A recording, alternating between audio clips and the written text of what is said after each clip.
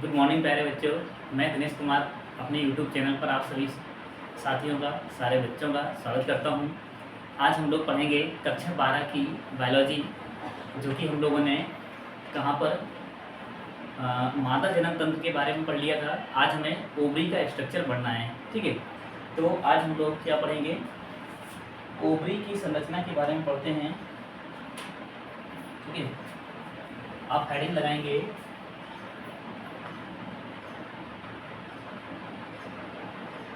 Structure of ovary, ठीक है।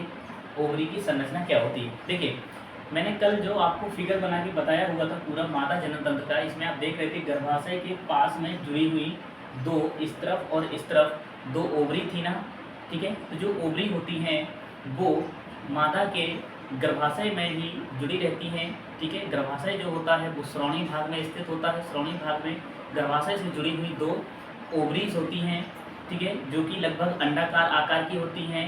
और इनका जो आकार है कितना, लगभग 3.5 सेंटीमीटर ये लंबी होती है। 2 सेंटीमीटर इनकी लंबाई कितनी होती है, 3.5, और 2 सेंटीमीटर लगभग चौड़ाई होती है, और 1 सेंटीमीटर लगभग इनकी मोटाई होती है, ठीक है। ये कैसी होती हैं, गुलाबी रंग की ग्रंथियाँ होती हैं, ठीक है। ये गुलाबी रंग की होती हैं। तो ये इनका एक बेसिक जानकारी हो गई है कि अंडाकार होती हैं, गर्भाशय के पास ही जुड़ी रहती हैं। श्रोणि भाग में गर्भाशय स्थित होता है। इनकी लंबाई 3.5, चौड़ाई 2 और मोटाई 1 सेंटीमीटर होती है। गुलाबी आकार की होती हैं। अब इनकी अनुलंब काट देखने पर इसकी आंतरिक संरचना हमें देखनी है कि प्रत्येक ओवरी की आंतरिक संरचना कैसी होती है, इसमें क्या क्या पाया जाता है, ठीक है। देखिए इसकी अगर हम ओवरी की आंतरिक संरचना की बात करें तो इसको अनुलंब काट में देखने पर ये कुछ इस तरीके की संरचना दिखाई देती है, ठीक है। इसमें ये बाहर अपना एक स्तर रहता है, ठीक है, एक ही स्तर होता है। ये इस तरीके से स्तर पाया जाता है। इस स्तर को बोला जाता है ट्यूनिका। इस स्तर को ट्यूनिका एल्बुजिनिया बोला जाता है, ठीक है। इसी स्तर को हम दूसरा नाम भी बोल सकते हैं, जर्मिनल एपिथेलियम। इसी स्तर को बोला जाता है जर्मिनल एपिथेलियम, ठीक है। तो प्रत्येक ओवरी में सबसे बाहर एक स्तर होता है जिसको जर्मिनल एपिथेलियम या ट्यूनिका एल्बुजिनिया कहा जाता है। ओवरी का संपूर्ण भाग, अंदर वाला जो संपूर्ण भाग है, ये 2 हिस्सों में बटा रहता है। इसका बाहर वाला भाग कॉर्टेक्स कहलाता है, ठीक है। अभी इसका फिगर बनाने के बाद, इसकी अंदर वाली संरचना बनाने के बाद मैं लिखूंगा, लेकिन आप भाषा में ऐसे लिख लेना कि इसका संपूर्ण भाग 2 भागों में बटा रहता है। बाहर वाला इतना एरिया कॉर्टेक्स होता है, अंदर वाला एरिया मेडुला कहलाता है। इसमें बहुत सारी तंत्रिका कोशिकाएं और रुधिर वाहिनियाँ भी आती हैं, और इस तरीके से इसके मेडुला भाग में फैली हुई रहती हैं, ठीक है। ये क्या होती हैं, रुधिर वाहिनियाँ होती हैं, तंत्रिकाएं होती हैं। ये इसका अंदर वाला भाग जो कहलाता है, ये अंदर वाला भाग इसका मेडुला कहलाता है। बाहर वाला भाग कॉर्टेक्स कहलाता है। इसमें गर्भाशयी अवस्था में बनने वाली छोटी छोटी ऊगोनियाँ उपस्थित होती हैं, जो जर्मिनल एपिथेलियम से विकसित होती है ना, ये इन्हें क्या बोला जाता है, ऊगोनिया। ऊगोनिया उपस्थित होती हैं, इन्हें प्रीमोर्डियल फॉलिकल भी बोला जाता है, ठीक है। इसके बाद ये ऊगोनिया विकसित होती हैं, और विकसित होकर के सबसे पहले बनाती हैं प्राइमरी फॉलिकल। क्या बनाती हैं ये, प्राइमरी फॉलिकल बनाती हैं, ठीक है। प्राइमरी फॉलिकल इसके अंदर होती है प्राइमरी oocyte, ठीक है। जब इसमें इस तरीके की लेयर बन जाती है तब इसको बोला जाता है प्राइमरी फॉलिकल, ठीक है। और जो अंदर वाली कोशिका होती है इसको प्राइमरी oocyte कहा जाता है। वो हम लोग जब oogenesis पढ़ेंगे उसमें पढ़ेंगे। इसके बाद इसमें और थोड़ा विकास होता है, काफ़ी अधिक स्तर बन जाते हैं। इन स्तरों का नाम अलग होता है, ठीक है। उसी में बताएंगे हम क्या होता है। बस आपको यहाँ ये देखना है कि ओवरी की संरचना में क्या क्या होता है। ये क्या होता है, इसको सेकेंडरी फॉलिकल कहा जाता है। ये सेकेंडरी फॉलिकल होती है, ठीक है। इसके बाद इसमें और विकास होता है और इस तरीके से ये टर्सरी फॉलिकल बन जाती है, ठीक है। ये जो बनी इसको बोला जाता है टर्सरी फॉलिकल। टर्सरी फॉलिकल और अधिक विकास करके एक बड़ी सी संरचना बना लेती है जिसको बोला जाता है ग्राफियन फॉलिकल। आप यहाँ ध्यान से देखेंगे, इस तरीके की एक संरचना बन जाती है जिसमें कि गुहा होती है। गुहा यहाँ पे बनना स्टार्ट हो जाती है। यहाँ पर जो गुहा होती है वो स्पष्ट रूप से दिखाई देने लगती है, ठीक है। इस तरीके से ये बन गई गुहा, ठीक है। इस गुहा को बोला जाता है एंट्रम। इस गुहा को क्या बोलते हैं, एंट्रम। और ये जो पूरी संरचना बनी, इस संरचना को बोला जाता है ग्राफियन फॉलिकल। क्या बोला जाता है, ग्राफियन फॉलिकल बोला जाता है, ठीक है। ग्राफियन फॉलिकल क्या होगी, आगे चल के थोड़ी देर बाद ये फट जाती है और यहाँ से सेकेंडरी oocyte बाहर निकलती है जिसको क्या कहते हैं, ओवम कहा जाता है, ठीक है। इस तरीके से ये जो बाहर निकली हुई संरचना है ये ओवम होती है। और ये फटी हुई संरचना जो है आगे चल के इस तरीके की एक संरचना में बदल जाती है जिसको क्या बोला जाता है, इसको बोला जाता है कार्पस ल्यूटियम। इसको क्या बोलते हैं हम, कार्पस ल्यूटियम बोलते हैं। अगर ओवम का निषेचन होता है तो कार्पस ल्यूटियम बची रहेगी, नहीं तो फिर कार्पस ल्यूटियम एक छोटी सी संरचना में बदल के और क्या होती है, नष्ट हो जाती है। इसको बोला जाता है कार्पस एल्बिकेंस। क्या बोलेंगे इसको, कार्पस एल्बिकेंस बोला जाता है, ठीक है। तो इस तरीके की ये संरचना हो गई है। अब देखिए इसका ये जो बाहर वाला पार्ट है जहाँ पर फॉलिकल का डेवलपमेंट हो रहा है, इस वाले एरिया को बोला जाता है कॉर्टेक्स और बाकी जो अंदर वाला एरिया है इसको बोला जाता है मेडुला। यानी आप ये जो इतना एरिया है, ठीक है, यहाँ से और यहाँ तक का ये वाला एरिया, इसको बोला जाता है कॉर्टेक्स, ठीक है। और जो अंदर वाला एरिया होता है इसको बोला जाता है मेडुला। इसको क्या बोला जाता है, मेडुला बोला जाता है, ठीक है। और ये जो संरचनाएं आई हुई हैं, ये संरचनाएं क्या होती हैं, इनको बोला जाता है, ये होती हैं ब्लड वेसल्स, ठीक है। ये इसके अंदर जो होती हैं ये क्या होती हैं, ब्लड वेसल्स होती हैं, ठीक है। तो ये हो गई ओवरी की संरचना। ओवरी कुछ इस तरीके की होती है, लगभग अंडाकार होती है, ठीक है। अंडाकार होती है जिसकी लंबाई लगभग 3.5 सेंटीमीटर होती है, चौड़ाई इसकी 2 सेंटीमीटर और मोटाई 1 सेंटीमीटर होती है। सबसे बाहर एक स्तर होता है जिसको जर्मिनल एपिथेलियम कहा जाता है। इसका संपूर्ण द्रव 2 भागों में बटा होता है, बाहर वाला द्रव कॉर्टेक्स तथा अंदर वाला द्रव मेडुला कहलाता है। इसमें रुधिर वाहिनियाँ और तंत्रिकाएं भी आती हैं जो मेडुला भाग में फैली हुई रहती हैं। इसके बाद इसमें क्या क्या होता है, इसमें गर्भाशय अवस्था में बनने वाली ओगोनियाँ होती हैं, primary follicle, secondary follicle, tertiary follicle, Graafian follicle, ये सारी फॉलिकल्स इसमें उपस्थित होती हैं। और कार्पस लुटियम, अगर यहाँ पे ओवम का ओव्यूलेशन हो जाता है तो कार्पस लुटियम बनती है, वो भी उपस्थित रहती है और कार्पस एल्बिकेंस भी उपस्थित होता है। तो इस तरीके से आप ओवरी की संरचना को बना सकते हैं और एक्सप्लेन कर सकते हैं जैसे मैंने बोला हुआ है, ठीक है। तो ये हो गई हमारी ओवरी की संरचना, ठीक। तो इस तरीके से आपको ओवरी की संरचना देखना है। अब आपको क्या करना है, जो सबसे इंपॉर्टेंट प्रोसेस है जो आपके एग्जाम में पूछी जाती है वो है oogenesis। आप इसको जल्दी से बनाइएगा, समझिएगा, ठीक। अब मैं इसको रफ कर रहा हूँ। अब हमें पढ़ना है oogenesis यानी कि अंडाणु जनन। यही आपके एग्जाम में पूछी जाती है सबसे ज़्यादा। ओवरी का स्ट्रक्चर भी आपके एग्जाम में आता है हर साल, ठीक है। हमें क्या पढ़ना है, अंडाणु जनन।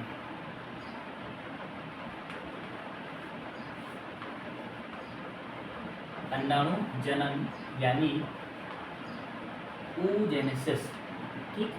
देखिए oogenesis क्या होता है, महिलाओं में ओवम के निर्माण की जो प्रक्रिया होती है उसी को क्या बोला जाता है, oogenesis बोला जाता है। ये oogenesis की प्रक्रिया कैसे होती है, जिस तरीके से हमने पुरुषों में स्पर्मेटोजेनेसिस पढ़ा हुआ था, बिल्कुल सेम उसी तरीके की प्रक्रिया हमारी oogenesis की प्रक्रिया भी होती है। उसमें 3 भाग थे ना, मल्टीप्लिकेशन फेज, ग्रोथ फेज और मैचुरेशन फेज। इसी तरीके से यहाँ पर भी 3 भागों में इसको हम बांट सकते हैं, ठीक है। तो oogenesis की प्रक्रिया, सबसे पहले आप क्या लिखेंगे, महिलाओं में ओवम निर्माण की प्रक्रिया को oogenesis प्रक्रिया कहा जाता है। इसे 3 भागों में बांटा जा सकता है। इसके कौन कौन से 3 भाग होते हैं? पहला भाग होता है मल्टीप्लिकेशन फेज। पहला क्या होता है? Multiplication phase. दूसरा भाग होता है ग्रोथ फेज।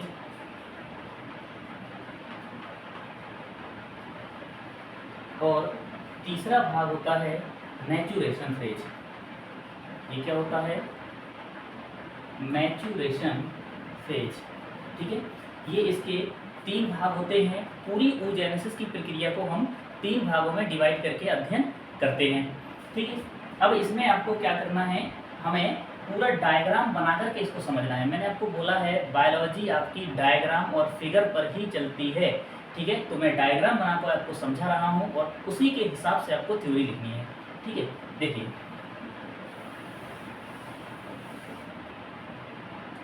सबसे पहले जो oogenesis की प्रक्रिया है ना, वो गर्भाशय अवस्था में ही स्टार्ट हो जाती है।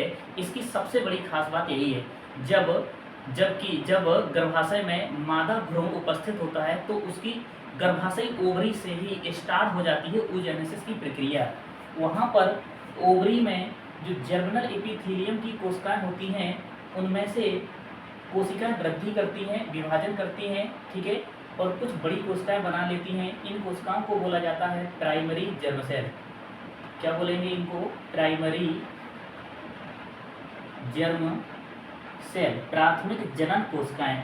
ये जो प्रक्रिया है ये गर्भाशयी अवस्था में हो रही है। मादा भ्रूण जब गर्भाशय में है तो उस समय जब उसमें ओवरी बन गया, ओवरी जब बन गया, इसके बाद उसकी जो जर्मिनल एपिथेलियम अभी हमने देखी है, बाहर वाली जर्मिनल एपिथेलियम की कोशिकाएं सबसे पहले माइटोसिस विभाजन करेंगी और कुछ कोशिकाएं बनाएंगी जिन्हें प्राइमरी जर्म सेल बोला जाता है, प्राथमिक जनन कोशिकाएं।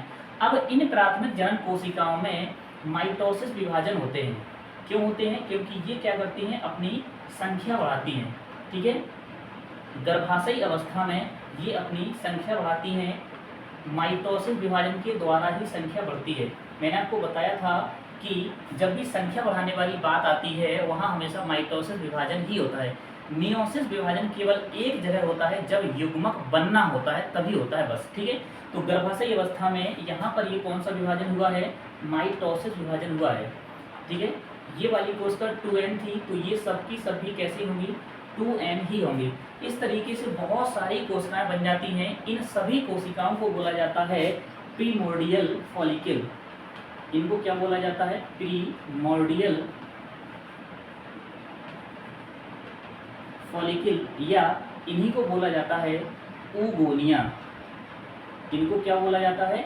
ऊगोनिया। तो इस तरह गर्भाशयी अवस्था में लगभग 15 से 20 लाख या इससे ज़्यादा भी ऊगोनिया उपस्थित होती हैं। ये गर्भाशयी अवस्था में ही होता है। ये हो गई कौन सी अवस्था? ये होती है मल्टीप्लिकेशन फेज। मल्टीप्लिकेशन का फेज होता है मतलब गुणज अवस्था, ठीक है। ये है मल्टीप्लिकेशन फेज। तो मल्टीप्लिकेशन फेज में आपने देखा कि प्राइमरी जर्म सेल बार बार विभाजन करके बहुत अधिक संख्या में लगभग 20 लाख के आसपास ऊगोनिया बना लेती है। इसके बाद ये जो ऊगोनिया है, ऊगोनिया क्या करती है? वृद्धि करती है, और वृद्धि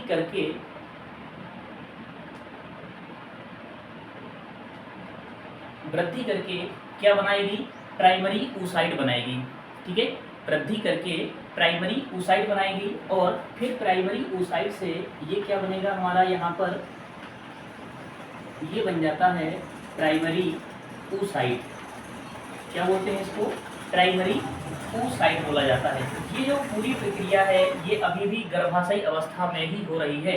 प्राइमरी oocyte ये बोला जाता है इसको ग्रोथ फेज। ये कौन सी अवस्था है? ये है ग्रोथ फेज, क्योंकि यहाँ पर वृद्धि हुई है, ठीक है।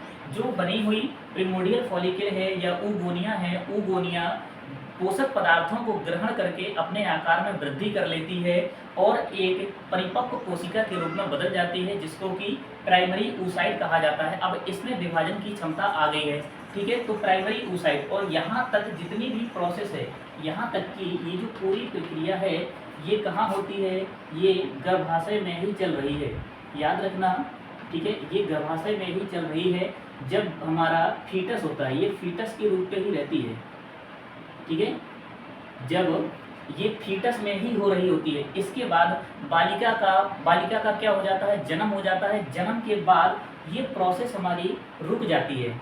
जन्म के बाद क्या होता है, ये प्रोसेस रुकी रहती है, बाल्यावस्था तक ये प्रोसेस रुकी रहती है, ठीक है। यहाँ आप लिख सकते हैं जन्म से बाल्यावस्था, तो बाल्यावस्था तक ये पूरी प्रोसेस रुकी रहती है। और जैसे ही यौवन आरंभ होता है, यौवन आरंभ जैसे ही पुबर्टी आती है, तो ये जो प्राइमरी oocyte होती है, इस प्राइमरी oocyte में अब क्या होता है, प्राइमरी oocyte में मियोसिस विभाजन होगा। अब इसमें मियोसिस विभाजन होता है, जिससे कि एक कोशिका बनती है और एक यहाँ पर छोटी सी कोशिका बन जाती है। इस तरीके से एक छोटी संरचना बनती है, ठीक है। ये जो बनी हुई कोशिका है, इसको बोला जाता है सेकेंडरी oocyte। इसको क्या बोला जाता है, सेकेंडरी oocyte बोला जाता है, ठीक। और ये जो संरचना बनी, इसको बोला जाता है फर्स्ट पोलर बॉडी। इसको बोला जाता है फर्स्ट पोलर बॉडी, ठीक है। तो यौवन आरंभ जैसे ही स्टार्ट होता है, उस समय मियोसिस फर्स्ट स्टार्ट होता है। ये क्या है, ये मियोसिस फर्स्ट है। मियोसिस फर्स्ट वैसे तो स्टार्ट यहीं पर हो जाता है, मियोसिस फर्स्ट गर्भावस्था में ही स्टार्ट हो जाता है, लेकिन पूरा कंप्लीट नहीं होता है। पूरा कंप्लीट यहाँ पर होता है, मियोसिस फर्स्ट को सेकेंडरी oocyte बन जाता है।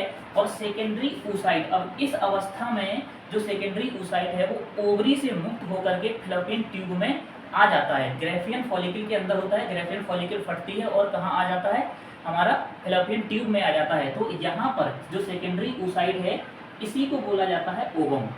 इसको क्या बोला जाता है, ओवम बोला जाता है, ठीक है। लेकिन अभी यहाँ पर oogenesis की प्रक्रिया पूरी नहीं हुई है। ओवम का निर्माण तो हो गया है, ठीक है, लेकिन ये जो ओवम बना हुआ है, ये मैच्योर ओवम नहीं होता है। ओवम पूरी तरीके से मैच्योर कब होता है, जब स्पर्म के द्वारा उसका निषेचन होता है। अब यहाँ पर ये ओवम हमारा जो सेकेंडरी oocyte है, ये फैलोपियन ट्यूब में आ गया।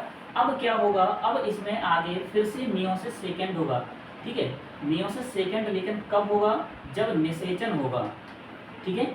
यहाँ आप लिख सकते हैं मियोसिस सेकेंड होगा, ठीक है, लेकिन ये कब हो रहा है, मियोसिस सेकेंड निषेचन के बाद। ये हो रहा है निषेचन के बाद, ठीक है। निषेचन के बाद मियोसिस सेकेंड होगा, तो इस तरीके से एक संरचना बनेगी और एक छोटी सी संरचना यहाँ पर बन जाएगी। तो ये जो संरचना बनी, इसको हम बोलेंगे मैच्योर ओवम। ये क्या बन गया, ये बन गया मैच्योर ओवम, ठीक है। इस तरीके से तो यहाँ से लेकर के और यहाँ तक की जो पूरी अवस्था होती है, इसको बोला जाता है मैच्यूरेशन फेज। इसको क्या बोलेंगे हम, मैच्यूरेशन फेज, ठीक है। तो इस तरीके से oogenesis की प्रक्रिया पूरी होती है। समझ में आया आपको? अब ध्यान से देखिए, मैं आपको समझा रहा हूँ। जब मादा भ्रूण यानी बच्ची माँ के गर्भाशय में होती है, तभी उसमें oogenesis की प्रक्रिया स्टार्ट हो जाती है। जो ओवरी की प्राइमरी, जो ओवरी की जर्मिनल एपिथेलियम होती है, उसकी कोशिकाएं विभाजित होती हैं और प्राइमरी जर्म सेल बना लेती है। ये प्राइमरी जर्म सेल बार बार माइटोसिस विभाजन करती है और लगभग 20 लाख oogonia का निर्माण करती हैं। ये 20 लाख oogonia यहाँ पर रहती हैं, इसको बोला जाता है मल्टीप्लिकेशन फेज। लेकिन इन 20 लाख oogonia में से सारी की सारी oogonia ग्रोथ नहीं करती हैं, ग्रोथ फेज में नहीं आती हैं।